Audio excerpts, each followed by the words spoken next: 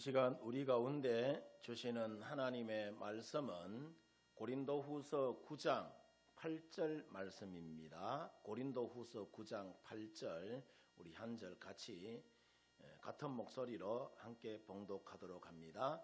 다 같이 시작. 하나님이 능히 모든 은혜를 너희에게 넘치게 하시나니 이는 너희로 모든 일에 항상 모든 것이 넉넉하여 모든 착한 일을 넘치게 하려 하심이라. 아멘. 할렐루야. 오늘도 함께 이 예배의 자리에 나오신 우리 성도 여러분들 모두에게 하나님의 크고 놀라우신 은혜와 또 사랑이 은총이 늘 넘쳐나기를 바랍니다. 우리 좋습니다로 우리 인사 한번 하겠습니다. 오늘 날씨 어떻습니까? 오늘 할렐루야 찬양대 찬양 어떻습니까? 옆 사람 보니까 어떻습니까? 아멘입니까? 하나님이 세상을 창조하시고 보시기에 심히 좋았더라 라고 이야기를 하셨다. 그죠? 우리가 살아가는 세상은 이처럼 좋은 세상, 아름다운 세상, 행복한 세상인 줄 믿습니다. 아멘. 자, 1960년대에 보릿고개를 막 넘기고 70년대에 새마을운동 시절 전국적으로 울려 퍼졌던 노랫말이 여러분 뭐냐 하면은 우리도 한번 잘 살아보세, 잘 살아보세. 기억이 나십니까?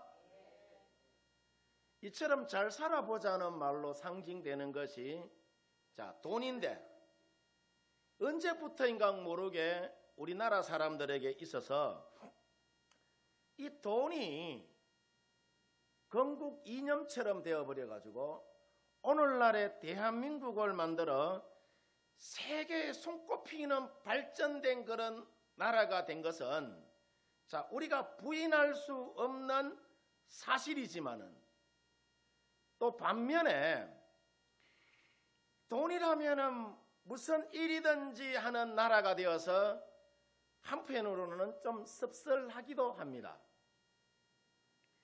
새마을운동이 있은 이후로부터 이제 50년을 훌쩍 넘겨서 새마을 노래 그 가사처럼 초가집도 없애고 마을길도 이제 넓혀서 이제 이 대한민국이 명실상부하게 세계 속의 대한민국으로 먹고 살만한 그런 나라 됐잖아요.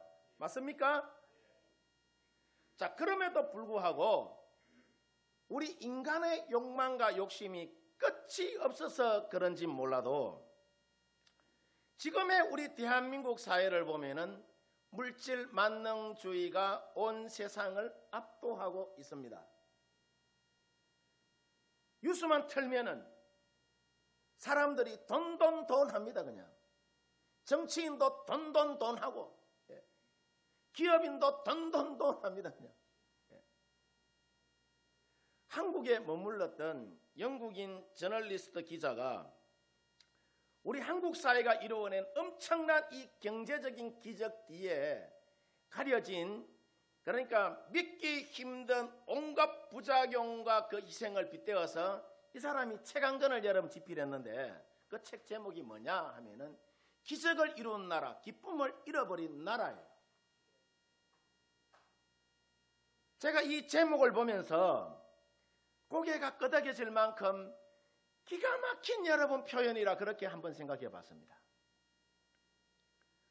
우리 한국 사회가 보릿고개 이후에 한강의 기적이라고 해서 경제적인 기적을 이루어서 풍요롭게 여러분 잘 살게 됐죠.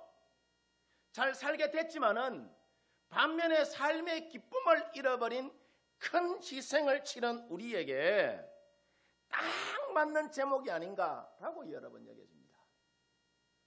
왜냐하면은 우리 한국 사회를 보면은 수많은 돈을 얻은 대가로 우리 인간이 누려야 할 진짜 행복을 많이 놓치고 있기 때문에 사실은 보면은 우리 사회 대기업을 이룬 여러분 집안들을 한번 보세요. 돈 때문에 부모 자식이 등을 돌리고 형제들끼리 소송을 거는 경우가 얼마나 여러분 많은지 모릅니다. 예. 열심히 일해서 기적은 우리가 이루었는데 기쁨을 잃은 가정들이 너나 할 것 없이 너무나도 여러분 많다는 거라. 사실 사람들이 살면서 돈은 여러분 많지만은요, 오늘날 보면은 이 사는 보람이나 기쁨이라고는 전혀 없는 이런 인생을 살기를 사람들은 여러분 원할까요? 그렇게 세상 살아가기를 원하는 사람 아무도 여러분 없을 것입니다. 그런데 영국의 이 저널리스트 기자의 그 눈에는 우리 대한민국 사람들이 온통 물질 만능주의에 빠져서 시름시름 앓고 있는 것처럼 그렇게 아마 보였는 것 같아요. 제가 보기에도 여러분 그래요. 요즘 여러분 우리 사회의 젊은이들이 내가 볼 때는 우리 사회가 그렇게 지옥처럼 험한 곳은 아닌데 지옥에 비유하여서 헬조선 합니다.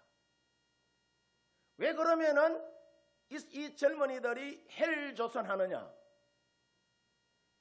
누구는 금수저 물고 태어났는데 누구는 흙수저 물고 태어났다는 거라.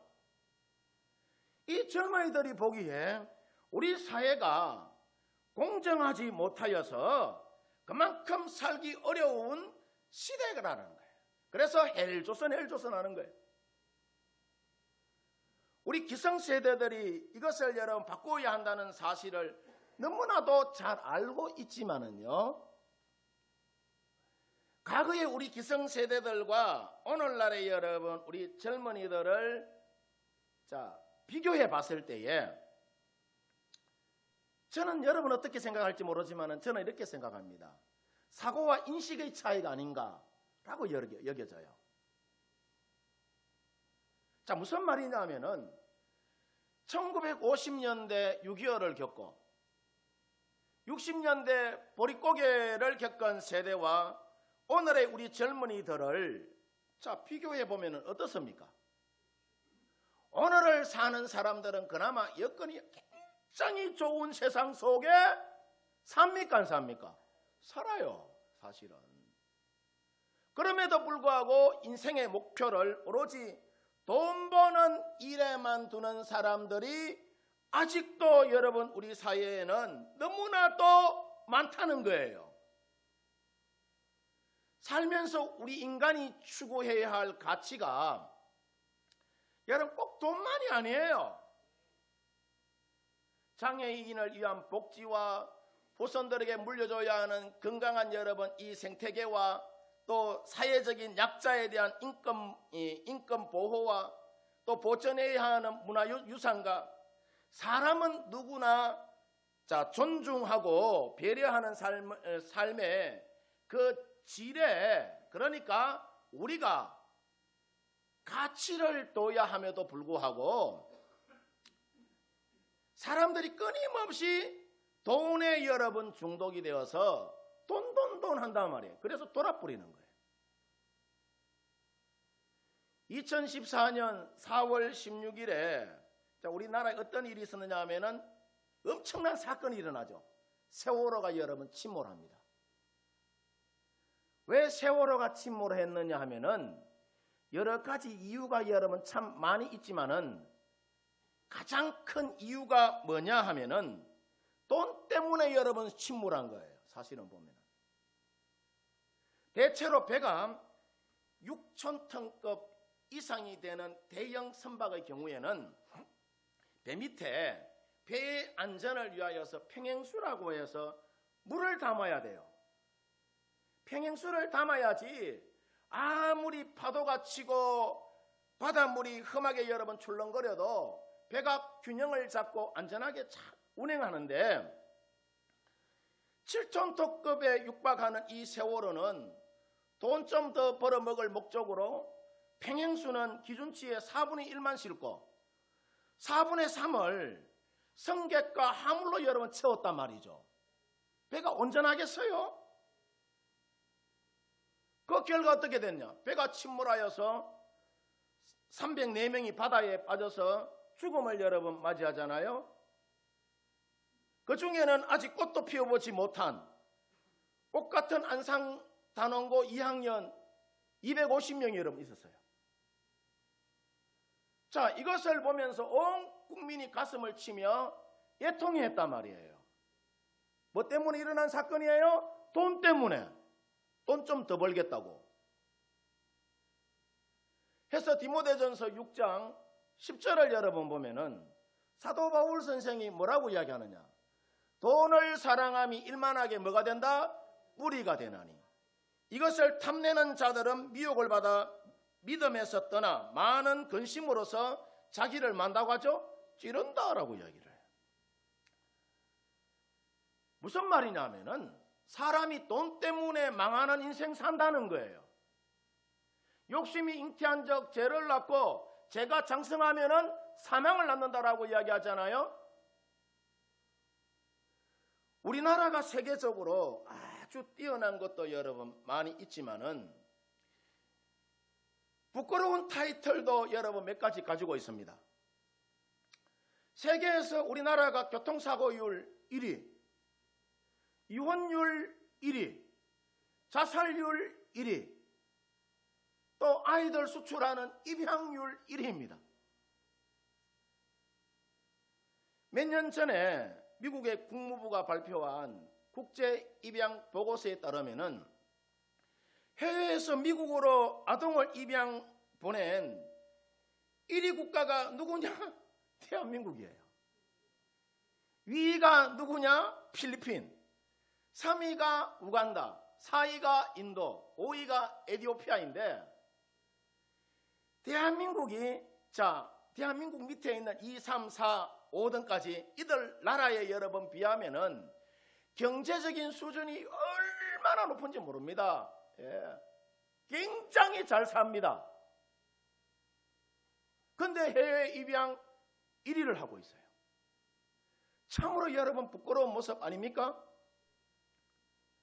지난번에 우리 교회에 염신성 선교사님 이제 다녀가셨는데 선교사님들이 오셔서 모범운동을 여러분 벌이고 국내 교회에 와서 선교지 가서 이제 농장도 하고 소도 키우고 닭도 키우고 돼지도 기르고 이 옥수수 감자 등을 여러분 심어서 현지인들을 여러분 돕고 복음사역에 매진하는 일을 하잖아요. 근데 꼭 보면은 일부 몰지각한 사람들이 그런 이야기를 여러분 한다고 해요. 이 선교사님, 우리나라에도 도와줄 사람이 많은데 뭐하러 태국까지 가고 필리핀을 가고 아프리카에까지 가서 봉사하느냐 라고 여러분 그렇게 이야기하면은 그런 이야기 들으면은 일하다가도 힘이 쫙 빠진다라고 이야기해요. 여러분 우리나라가 과거에 여러분 어떤 나라였습니까? 과거를 여러분 우리가 망각하면 안 돼요. 8.15 해방과 6.25를 거치면서 우리나라는 미국이 원조하는 밀가루를 받아 먹고 사는 나라였어요. 그런데 당시 미국은 우리 정부의 부정과 부패가 워낙 심하다 보니까 이 밀가루를 어디에다 여러분 맡기느냐 하면은 종교기관에다가 여러분 맡겨요. 교회와 성당과 절간 같은 데 여러분 맡겨서 국민들로 하여금 나눠주게 합니다. 해서 당시에 밀가루 때문에 교회에서 세례받으러 오는 사람들이 많았어요. 이들을 두고 밀가루 신자라라고 여러분 그렇게 부르기도 했잖아요. 1950년 당시 우리나라가 어느 정도로 못 살았느냐 하면은 세계 4대 빈곤국가 중에 여러분 하나였어요.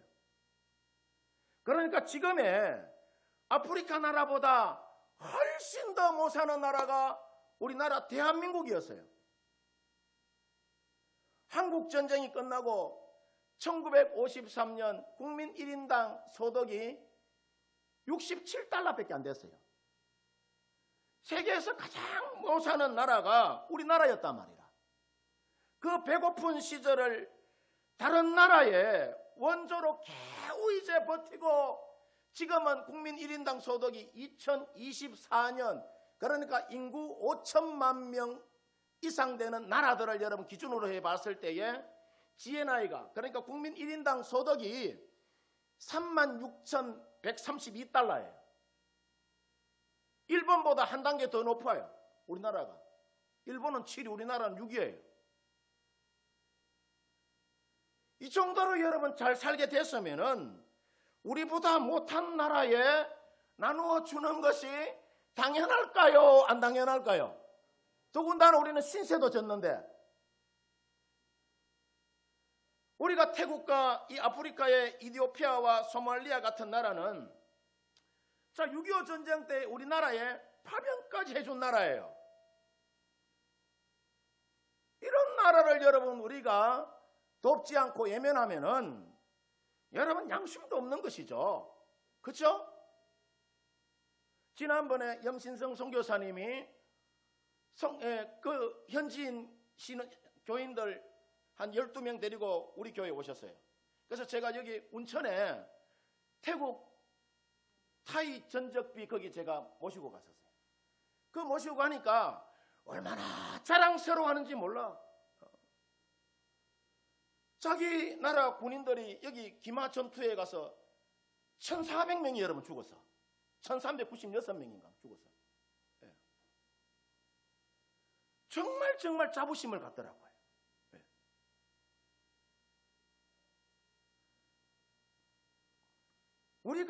우리보다 어려운 나라, 우리보다 어려운 여러분 이웃을 예면하는 것은 양심 없는 여러분 그런 행동이겠죠. 우리 인간이 할 일이 여러분 아니에요. 우리가 세상을 살아가는데도 자 도리와 이치라는 것이 여러분 있습니다. 기업인은 기업인의 도리가 있고 직장인은 직장인의 여러분 도리가 있고 스승과 제자 사이에도 여러분 도리라는 것이 있어요. 부모 자식 간에도 뭐가 있다?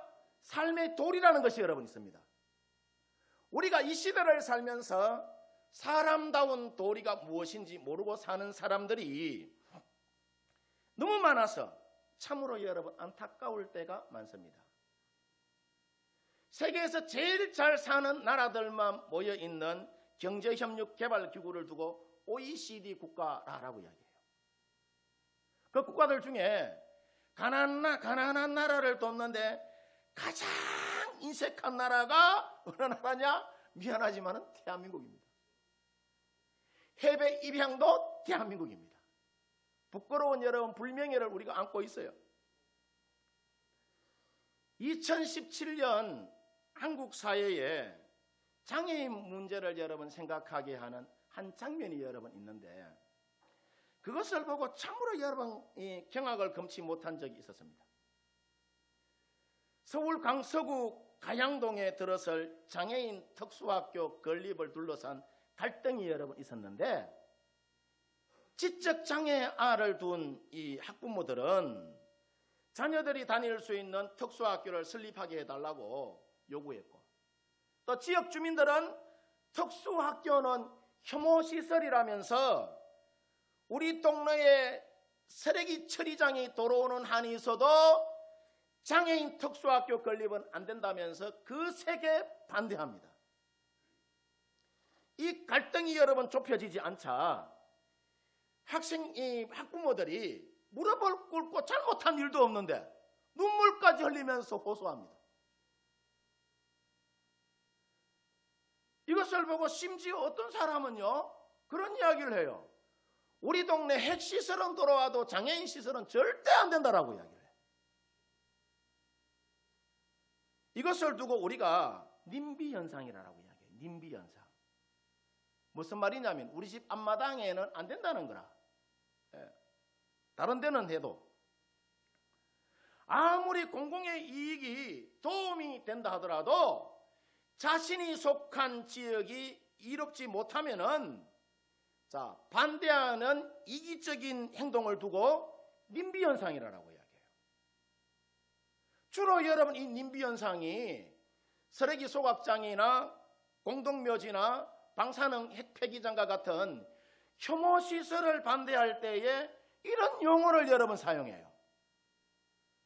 그런데 이 동네 사람들은 남들보다 지적인 능력이 떨어져서 사회에 적응이 어려운 사람들의 그 자립을 여러분 팔 걷어 붙이고 도와줘도 여러분 이 시원찮을 판인데 머리에 빨간띠 두르고 결사적으로 여러분 반대합니다.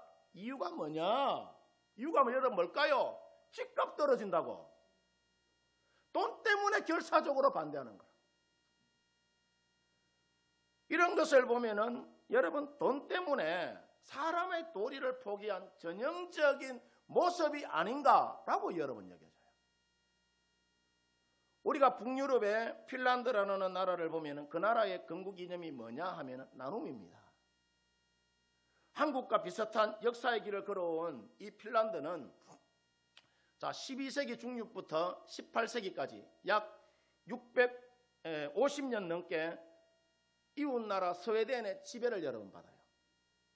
그 후에 100년 넘게 러시아의 지배를 받다가 2차 세계대전이 끝난 다음에 겨우 실질적으로 독립을 여러분 이루게 됩니다. 얼마나 핀란드라는 나라가 나라 없이 큰 어려움을 여러분 겪었으면은 그 나라 속담 가운데 이런 것이 있어요. 아침이 오지 않을 만큼 긴 밤은 없었다라고 이야기를 해요. 이 속담을 여러분 보면은 핀란드 국민들이 얼마나 힘든 세월 속에 희망을 포기하지 않고 살아왔는지 알 수가 여러분 있어요.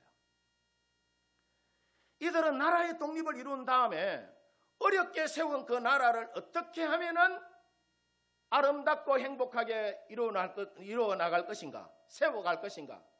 그들의 고민이 여러분 이것이었어요.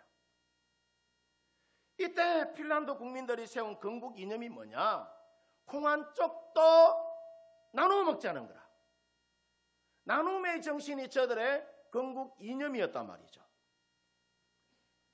이렇게 저들이 가난할 때부터 나누기 시작한 이 핀란드가 지금 국민 소득 5만 불이 여러분 넘습니다. 5만 불이 넘는데 그러니까 지금까지 살면서 계속해서 나눔의 삶을 저들이 실천해 와요. 이 나눔의 정신이 핀란드를 세계에서 복지 지수가 제일 높은 나라로 여러분 만드는 그런 원동력이 되었단 말이죠.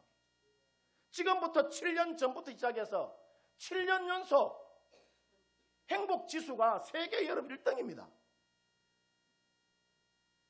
그 나라 여러분 가보면은 대학까지 여러분 나라에서 무료로 공부시켜줘요. 밥 먹는 거 여러분 무료고, 다 무상 교육이에요. 더 놀라운 것이 뭐냐 하면은 학생들에게 우리 돈으로 매월 43만 원 정도 용돈도 여러분 지급한다고 합니다. 좋은 나라죠? 또 본인이 원하면은 석박사까지 모두 공부시켜주고, 직장을 다니다가 실직하면은 2년 동안은 실직 수당을 여러분 준다고 해요. 구직을 위한 교육도 무상으로 여러분 시켜주고. 이렇게 여러분 나라를 세워가려면은 어떻게 해야 할까요? 당연히 나라에 돈이 있어야 되겠죠. 돈이 있으려면 어떻게? 세금 많이 내야 되잖아요. 그죠?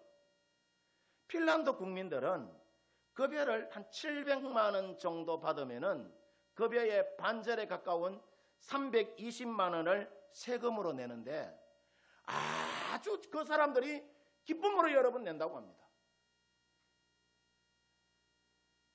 핀란드 국민들은 저들의 나눔의 정신이 결국에는 그러니까 본인들이 수혜를 받는다라는 사실을 너무나도 잘 알기 때문에 그렇게 한다라고 얘기해요. 지금 여러분 우리나라 대학생들 보면은요, 등록금 때문에 대출금 깨하는 채 빚쟁이가 되어가지고 사회로 여러분 진출하잖아요. 이들 학생들에게 등록금을 무료로 제공하기 위하여서 어른들 보고 세금 좀 더 내라 하면은 어떤 일이 벌어질 것 같아요? 한 달에 700만 원 받는 사람에게 세금 나라에 320만 원 내라고 하면은 자, 진영을 떠나서 모두 여러분 여야를 떠나서 머리에 빨간띠 두르고 결사 반대하며 대통령 탄핵할 겁니다. 자, 비슷한 역사적인 상처를 안고 오늘을 사는 나라인데 하나는 나만 위한 삶을 고집하며 살고 있고 또 다른 한 나라는 국민이 더불어 잘 사는 이 사회로 자리 잡고 있단 말이죠. 그 이유가 여러분 뭐냐? 단순히 정치적인 이념과 사상의 차이가 아니라 나눔과 배려라는 헌신이라는 가치를 생각하는 인식의 여러분 차이라는 거예요. 오늘 여러분 우리가 자 성경 본문의 말씀을 보면은 고린도 교회 성도들이 예루살렘 교우들을 열정을 다하여 도우니까 이것을 보고 있던 사도 바울이 더 많은 것으로 나누어야 한다면서 칭찬을 여러분 아끼지 않습니다. 오늘 여러분 성경을 보면은 사도 바울은 억지로 구제연금을 내라 하지 않아요.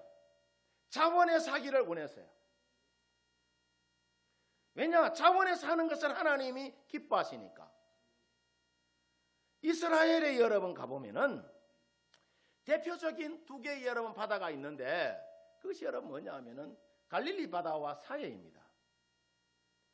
헐몬산에서 흘러나오는 물이 모이는 이 갈릴리 바다는 이스라엘 전국토를 비옥하게 만들고 또 그 물을 사해로 이제 흘러보내죠. 자, 반면에 갈릴리 바다로부터 물을 받은 이 사해는 지표면이 여러분 낮아요. 그래서 물을 밖으로 전혀 내지를 여러분 못해요. 이 사해가. 그래서 사방으로 물을 나누어주는 이 갈릴리 바다는 물고기가 풍성한 생명의 바다를 유지하지만은 물을 밖으로 내보내지 못하는 이 사해는 물고기 한 마리 살지 않는 죽음의 바다가 여러분 됩니다. 이처럼 나누는 곳에는 뭐가 있고 생명이 있고 웅켜지기만 하는 곳에는 죽음이 있다는 것을 우리가 여러분 알아야 돼요. 해서 욕심 많은 사람들은 자신의 것을 나누지 못하고 계속해서 내 거다 받기만을 여러분은 합니다. 이런 이 사람의 소유에는 마태복음 6장 19절을 여러분 보면은 예수님이 산상수훈에서 그런 이야기를 합니다. 거기에는 좀과 동록이 해하며 도둑이 구멍을 뚫고 도둑질한다라고 이야기를 해요.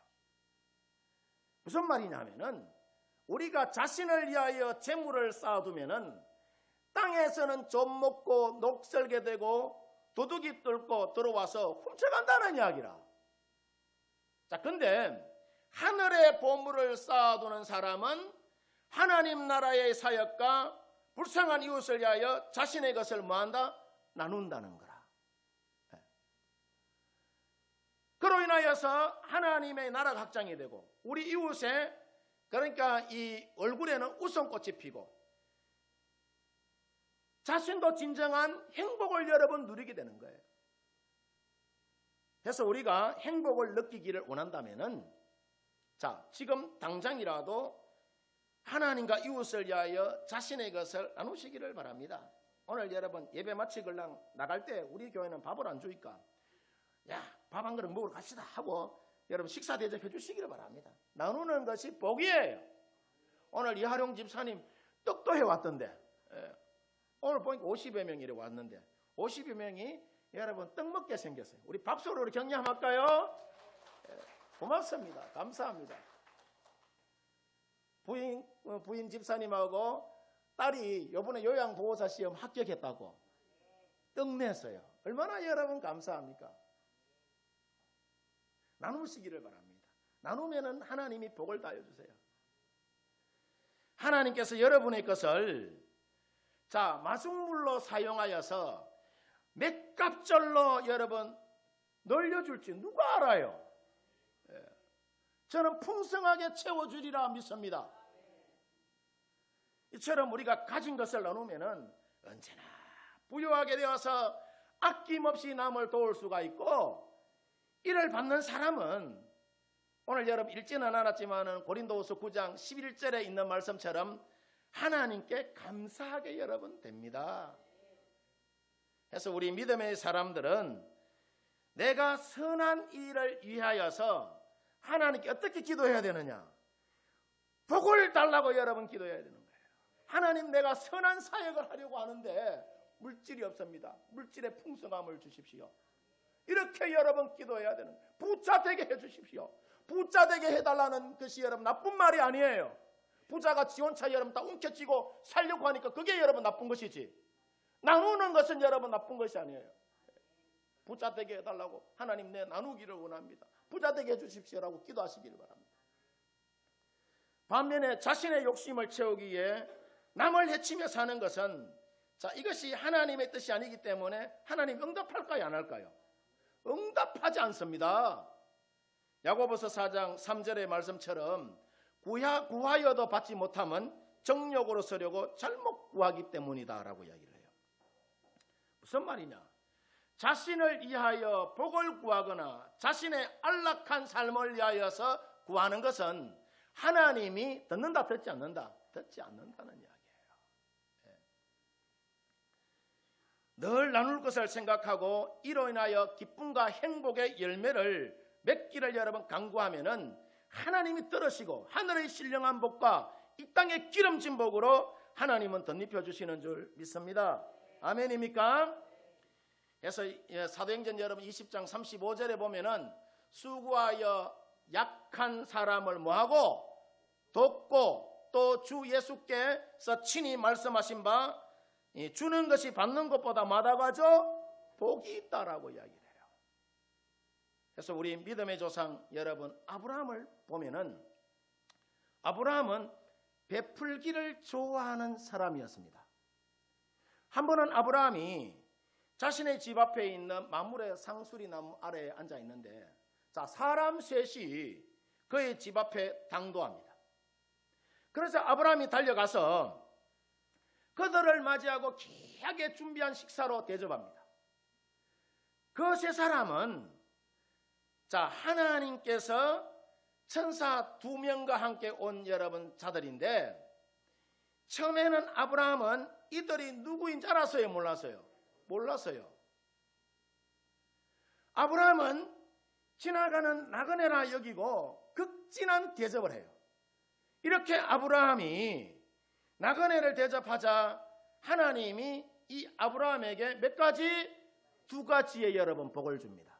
첫 번째가 뭐냐면은 아브라함을 찾아온 천사들이, 자, 늙은 아브라함에게 아들이 있을 것이다 라고 이야기를 합니다. 그때 그의 아내 사라가 이 말을 듣고 마저 비웃습니다. 피식하며 웃습니다. 왜 웃었느냐? 아브라함은 인간적으로 여러분 봤을 때에 아기를 가질 수 없는 그런 나이, 100세잖아요 지금. 그때 하나님이 이 말을 듣고 굉장히 진노하며 말합니다. 18장 14절에 보면은 창세기, 여호와께 능하지 못한 일이 있겠느냐? 기한이 이럴 때에 내가 네게로 돌아오리니 사라에게 뭐가 있을 것이다? 아들이 있을 것이다 라고 이야기하면서 복을 줍니다. 두 번째로 하나님께서, 자, 하시려는 일을 미리 아브라함에게 알려줍니다. 두 번째 복이, 하나님은 소돔 고모라 도시가 죄악이 너무 많아서 그것을 이제 심판하러 왔다고 말하자, 자, 아브라함이 이 이야기를 가만히 듣고 보니까 소돔 고모라에 누가 살아요? 조카 롯이 살아. 조카 롯을 살려야 될 거 아닙니까? 그래서 이 아브라함이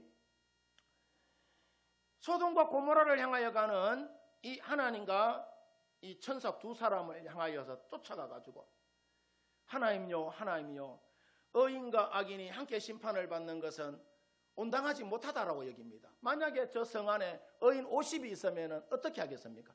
내 의인 50이 있으면 내 그 땅을 내 멸하지 않겠다라고 이야기를 해요.